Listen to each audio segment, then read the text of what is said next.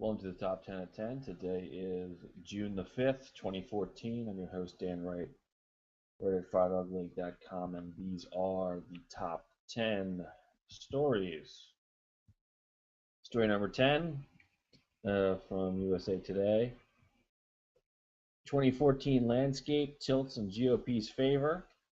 Contests are set in nearly half of the states in November's elections, and with few contested primary elections remaining on the calendar, Republicans are enjoying clear advantages in their quest for a Senate takeover. I don't think the House is in contention. I think the Republicans are going to hold the House no matter what. Quote, the environment is really good right now, and the quality of candidates is superior, said Scott Reed, a veteran GOP strategist. They're the best candidates I've seen in 32 years. Whatever. 5 months out from Election Day, Republicans have largely avoided the same mistakes the two previous election cycles, in which party-nominated lackluster candidates who cost the party winnable seats in Colorado, Delaware, Indiana, Missouri, and Nevada. Who could forget I'm not a witch? This year, GOP nominees in Democratic-held seats in South Dakota, West Virginia, and Montana have consistently led in polls and are favored in November. Victory in the trio of states would provide half of the seats Republicans need to net gain for a takeover. The Rothberg Political Report, a nonpartisan election outfit, forecast Republicans will gain better between 4 and 8 seats in November. So that would give them the majority in the Senate, which would mean a Republican-controlled Congress. Story number 9. Brian Schweitzer from Time Magazine isn't holding much back as 2016 approaches. Would he be a better president than Hillary Clinton? He thinks so. To get rid of the trash, former Montana Governor Brian Schweitzer either has to drive it away in a pickup from his remote lake house or burn it in a rusty oil barrel. But with the cellular signal from a nearby tower, he is able to broadcast live, high-definition video of himself from his wine cellar to MSNBC viewers all over the country. That same technology has also allowed him to emerge in the last several months as a notable force in Democratic politics, as he has begun to explore publicly the possibility of a 2016 presidential bid and offer criticisms of President Obama and his heir apparent, Hillary Clinton. Okay, so Brian Schweitzer still wants to be president. We'll see if that goes anywhere. Story number 8. 3 and 4, this is from Gallup, 3 and 4 still see the U.S. Bible, 3 and 4 in the U.S. still see the Bible, there you go, as Word of God, but 21%, near the 40-year high, consider it fables and history. 28% of Americans believe the Bible is the actual Word of God and that it should be taken literally. This is somewhat below the 38 to 40% seen in the late 1970s and near the all-time low of 27% reached in 2001 to 2009. About half of Americans continue to say the Bible is the inspired Word of God, not to be taken literally, meaning combined. 75% believe the Bible is in some way connected to God.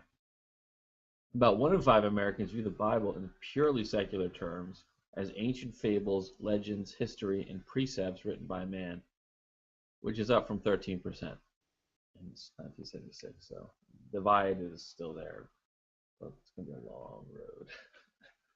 It's going to be a long road. Story number 7. This is from Vice. The con artist wing of the Democratic Party. The most consequential event of this young century has been the financial crisis. This is a catch-all term that means 3 different things: an economic housing boom and bust, a financial meltdown, and a political response in which bailouts were showered upon the very institutions that were responsible for the chaos. We will be seeing the fallout for decades. Today in Europe, far-right fascist parties are on the rise, climbing the unhappiness that the crisis-inducing austerity has unleashed. China is looking away from the West as a model of development, and the U.S. Congress is more popular than certain sexually transmitted infections, but little else. and all institutions of national power are losing their legitimacy. At the same time, the financial system did not, in the end, collapse, and there was no repeat of the Great Depression. More than anyone else, it was then U.S. Treasury Secretary Tim Geithner who shaped the response and who bears praise, blame, and responsibility for the outcome. And finally, with the release of his book, Stress Test, Reflections on Financial Crises, Geithner is getting to tell his side of the bailout story. Stress Test is an important book because Tim Geithner is an important man. Economist Thomas Piketty may be explaining essential social dynamics of inequality, and Elizabeth Warren may be describing the need for Americans to get a break from the banks. But it was Tim Geithner who, for better or worse, actually shaped our institutional, legal, political, and economic dynamics at the moment when the system was most malleable. That said, Geithner is not a popular man, and he knows it. I never found an effective way to explain to the public what we were doing and why, unquote. We did save the economy, but we lost the country doing it, unquote. He knows he's never going to win the argument. He knows he can't possibly convince people he did the right thing, even his book tour is being described as an undertaking that could have been worse, unquote. But he's going to try to convince you anyway. Stress Test is a fun, if long, book. It's enjoyable, it's charming, and it's well written, or at least written by ghostwriter Mike Grunwald.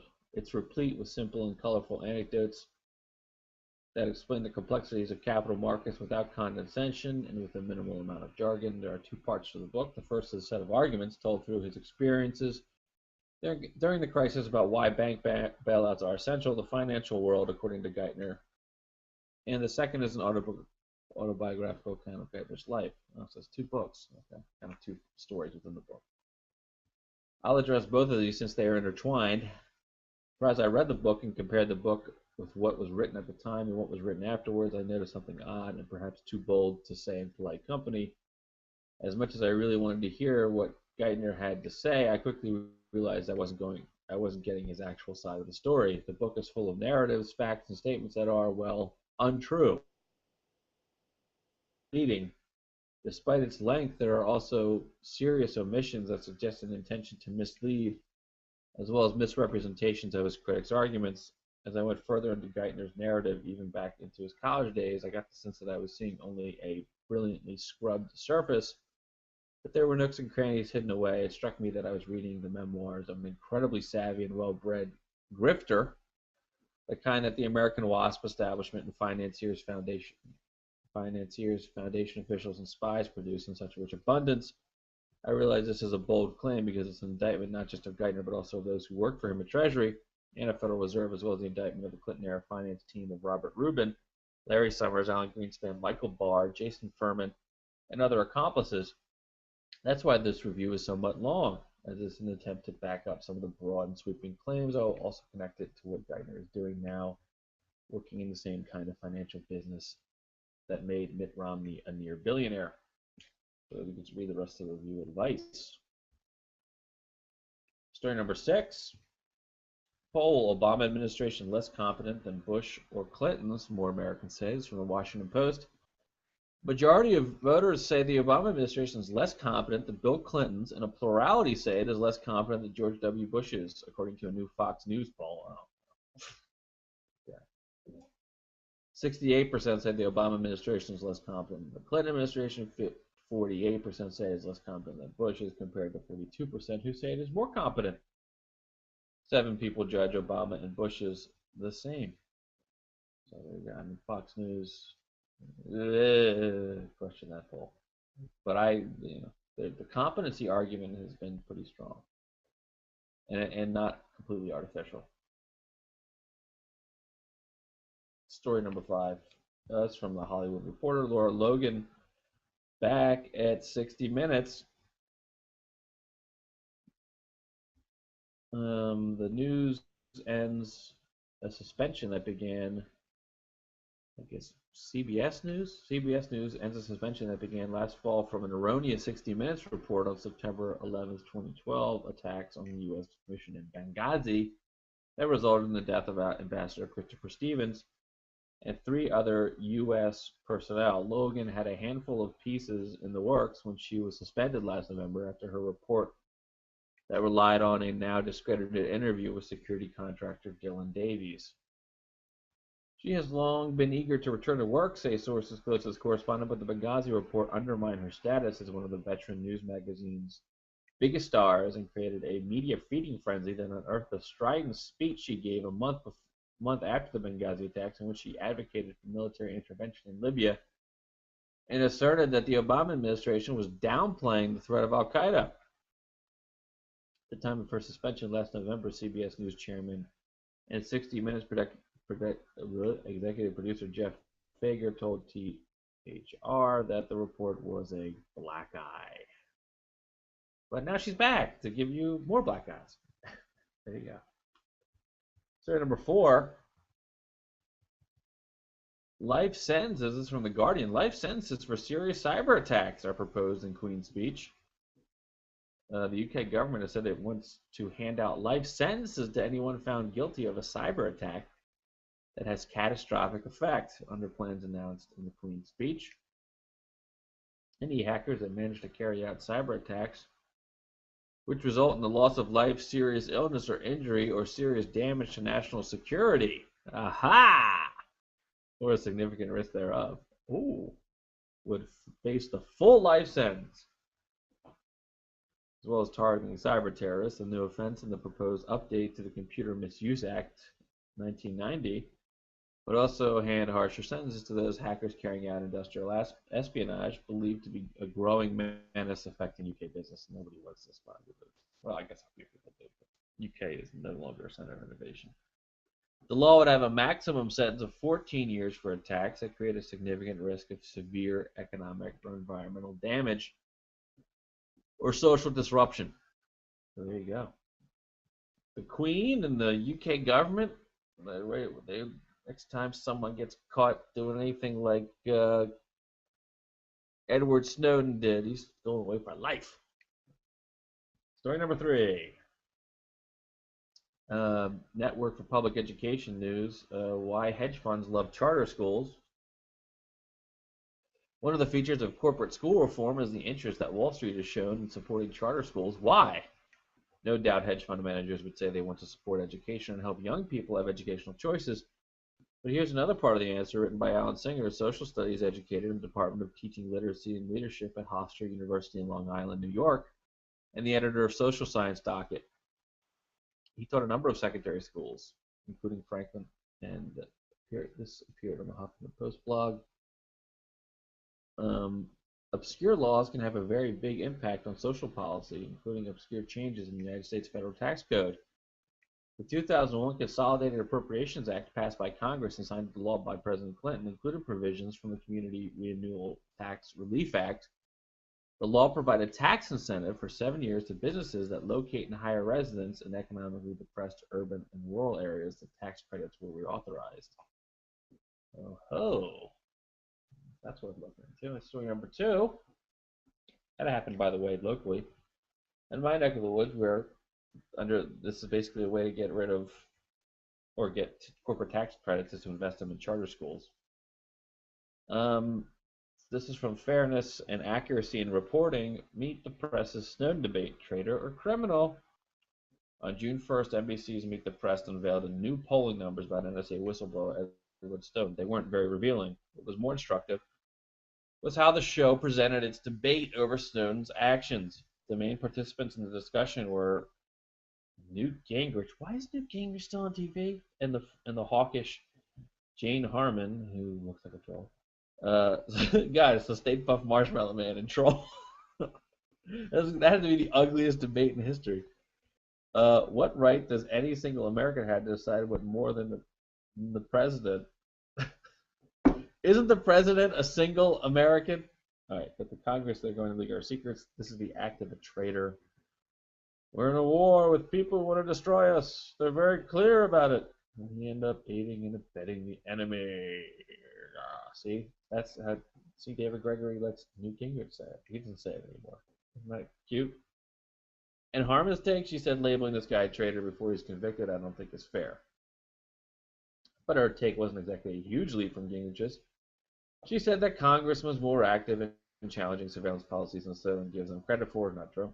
On the topic of what harm Snowden had done to national security, Gregory played a clip. David, his disclosures have damaged the security of this country, and I'm not going to get into point by point inventory. I'm not going to say how. I think it's been very clear every responsible position in our government who has had any responsibility for security or intelligence from the NSA, from Cyber Command, blah, blah, blah, blah, said the same thing.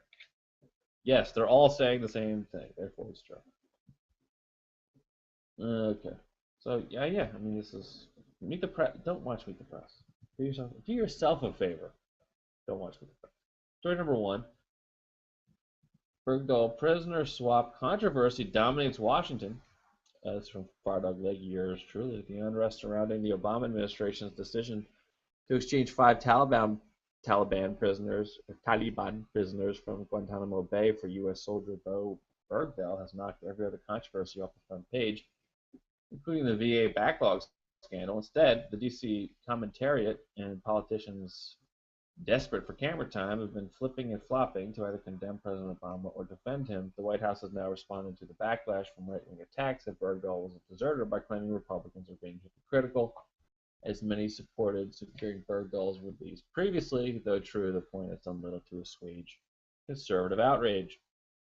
Prisoner swaps are common elements of any war, and that the Taliban and Al-Qaeda are different organizations seems to be lost on many critics, though some of them have truly outdone themselves, such as Iran-Contra figure Oliver North, who has condemned the Obama administration for financing terrorism.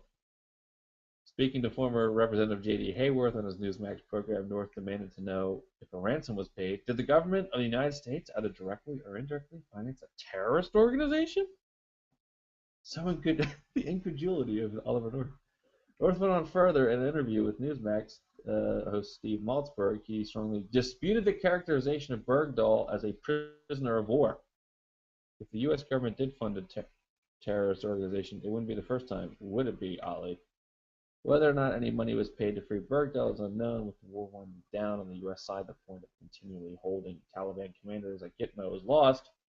One might think North, of all people, would appreciate the virtue of exchanging something for a hostage. In any case, it appears as though Bergdahl's release has become the new Benghazi on the right, not so much a story as a cause, an opportunity to affirm one's undying hatred for Barack Obama. The insanity has just begun, and as usual, the DC press is happy to play along. Okay, and that is the top 10 of 10. If you have a story you'd like me to feature the top 10 of 10, please tweet me at DanIsRight. Be sure to read all the stories at FireDogRight.com. Thanks for watching. See you later.